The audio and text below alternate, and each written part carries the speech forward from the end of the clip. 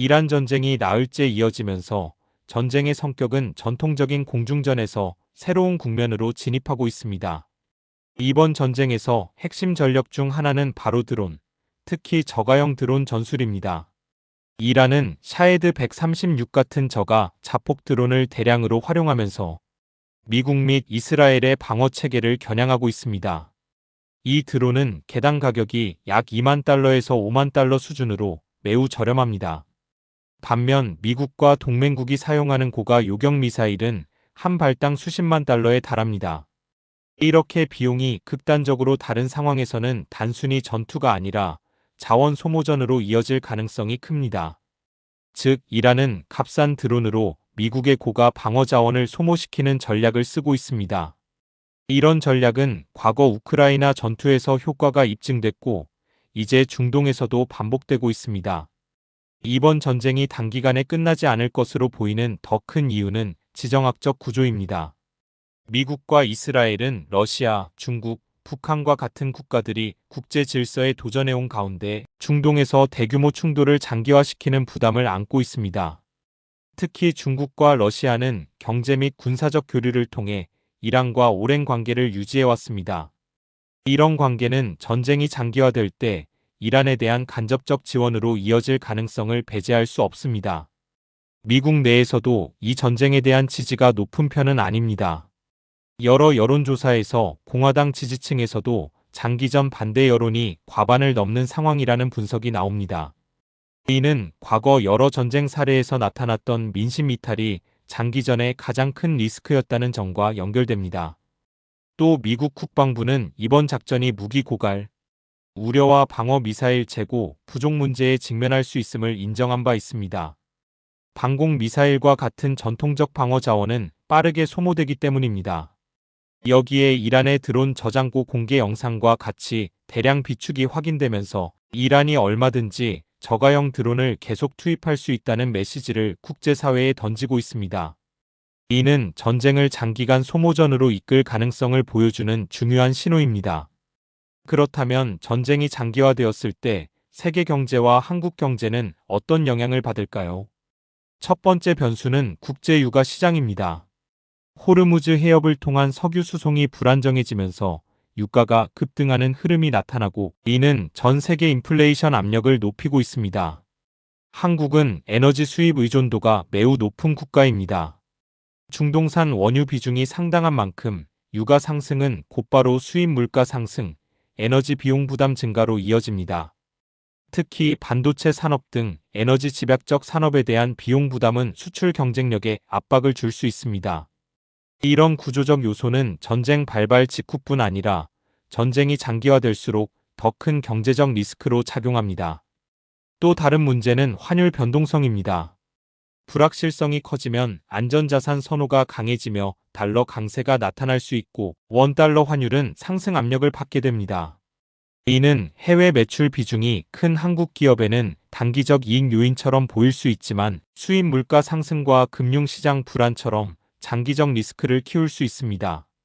한편 전쟁이 장기화되면 글로벌 공급망도 흔들립니다. 한국은 반도체뿐 아니라 자동차, 배터리, 철강 등 다양한 수출 품목을 이번 전쟁이 흔들 수 있는 에너지 기반 산업에 크게 의존하고 있습니다. 따라서 전쟁 장기화 시나리오는 경제 성장률 둔화, 투자 심리 위축, 소비 위축 등 복합적 리스크를 유발할 수 있다고 전문가들은 경고하고 있습니다. 전쟁 장기화 국면에서는 에너지 시장뿐 아니라 금융 시장도 흔들릴 수 있습니다. 투자자들이 위험 자산을 회피하고 국채나 금 같은 안전자산을 선호하는 현상이 강해지면 신흥국 통화는 더 큰 압박을 받을 수 있습니다. 이런 맥락에서 한국 경제도 그 영향을 피해가기 어렵습니다.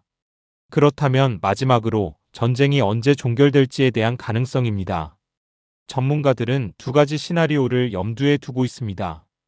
단기적 외교적 해결이 이루어지는 경우와 전쟁이 쉽게 끝나지 않고 지정학적 부담과 무기 소모 전술로 인해 장기화되는 경우입니다. 현재 정보로 보면 미국과 이스라엘은 최종 목적 달성을 강조하고 있지만 현실적으로 이란의 대량 드론 전술과 대규모 방어 소모, 미국 국내 여론, 그리고 국제적 제재 중재 압박이라는 복합적 요인이 또 다른 장기전 리스크를 만들고 있습니다. 따라서 전쟁이 단기간에 종결될 가능성과 함께 장기화될 가능성도 함께 열려 있다는 점을 인식해야 합니다. 지금까지 살펴본 전쟁의 구조적 요인에 이어 이번에는 장기전이 현실화할 경우 나타날 심화 상황과 국제적, 한국 경제적 영향을 자세히 보겠습니다. 첫째, 이란의 드론 전략 자체가 미국에게 구조적 부담을 줍니다. 저가 드론 수가 많고 대량 소모 전술을 쓰는 이란의 전략은 미국의 고가 요격 체계에 지속적 부담을 가합니다. 예를 들어 이란 드론 한 대는 수만 달러지만 미국이 이를 막기 위해 쓰는 요격 미사일은 수백만 달러가 들기도 합니다. 이는 단순한 군사 충돌이 아니라 경제적 소모전이 될 수 있다는 의미입니다. 이런 상황은 과거 우크라이나 전투에서 나타난 구도와 유사합니다. 방어 측이 고가 무기를 소모하면서 저가 무기를 쏟아붓는 측이 심리적 경제적 우위를 취하는 구조입니다. 둘째, 미국 국내 정치 상황입니다.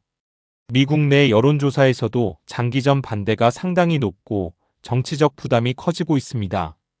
특히 공화당 지지층에서도 장기적 군사 개입에 대한 회의론이 있습니다. 이는 행정부가 군사 목표를 쉽게 달성하기 힘들다는 현실적인 장애입니다. 셋째, 국제사회는 이 전쟁을 단순히 미국과 이란의 문제로 보지 않고 있습니다. 유럽, 걸프 국가들, 중국, 러시아 모두 나름의 이해관계를 갖고 있으며 이란 주변국 자체도 피해를 받고 있습니다. 걸프 국가들은 인프라 피해로 막대한 경제적 손실을 보고 있으며 이는 결국 국제사회가 전쟁의 조속한 종결을 위해 움직일 압력으로 작용할 수 있습니다. 또한 이란은 지하 드론 저장고를 공개하는 등 자신들이 전쟁 수행 능력을 보유했다는 메시지를 국제적으로 전하고 있습니다. 이는 단순한 군사 능력을 보여주는 것 이상의 전략적 신호입니다. 중국과 러시아의 변수도 중요합니다. 이들은 과거부터 이란과 협력 관계를 유지해왔으며 전쟁이 장기화될 경우 우회적 군수 지원이나 외교적 보호막 역할을 할 가능성이 있습니다. 러시아는 이미 이란 드론 기술을 활용해 연간 대량 생산 능력을 구축하고 있고 중국은 경제적 군사적 협력을 통해 이란의 고립을 막아왔습니다. 이런 배경은 전쟁이 단독 전선이 아니라 다중 세력의 매개 전쟁이 될 수 있다는 점을 보여줍니다. 네 번째, 한국 경제 충격입니다. 앞서 말했듯이 유가, 환율, 금융시장 불안은 단기적 변수가 아니며 전쟁이 길어질수록 더 강해집니다. 한국은 반도체 수출 비중이 높기 때문에 글로벌 수요 둔화는 곧 한국 수출 둔화로 이어질 수 있습니다. 특히 글로벌 경기 침체 우려가 확대되면 투자 심리는 위축됩니다. 다섯째, 공급망 리스크입니다. 전쟁 발발로 인해 해운물류 비용이 상승하면 글로벌 공급망 전체가 압박을 받습니다. 한국 기업들이 수입하는 원자재나 생산 설비의 운송 지연 비용 상승이 나타날 수 있습니다. 마지막으로 전쟁 종결 시점을 예측해 봅시다. 단기적으로는 국제적인 외교적 압력이 커지면서 일정한 휴전이나 협정이 이루어질 가능성이 존재합니다. 그러나 이란의 저가 드론 전략, 미국의 고가 방어 소모, 국내 여론, 국제적 중재 압력 같은 복합적 요인이 함께 얽히면 일정 기간 완전한 해법을 찾기 어려운 장기전이 될 가능성도 분명히 존재합니다. 따라서 우리는 단순히 군사적 충돌 이상의 구조적 요소, 경제적 리스크, 그리고 국제정치 압력의 상호작용을 주의 깊게 파악해야 합니다. 지금은 단기 종전 가능성과 장기전 가능성이 모두 열려있는 상황입니다. 이란과 우호관계에 있는 중국, 러시아, 북한이 간접 지원이라도 한다면 이란 전쟁은 큰 소용돌이에 빠질 위험도 상존합니다. 이 영상에 공감하신 분은 구독, 좋아요 정중하게 부탁드립니다.